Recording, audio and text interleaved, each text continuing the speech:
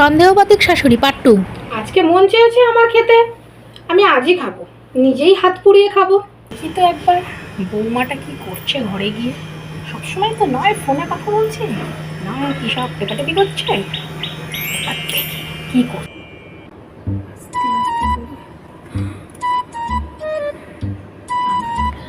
এই সব হয় দরজা বন্ধ করে, সব এখন এক হয়ে গেছে। একটু বলুন। মা বলছি আমি বেরোচ্ছি, হ্যাঁ আমার ফিরতে একটু লেট হতে পারে।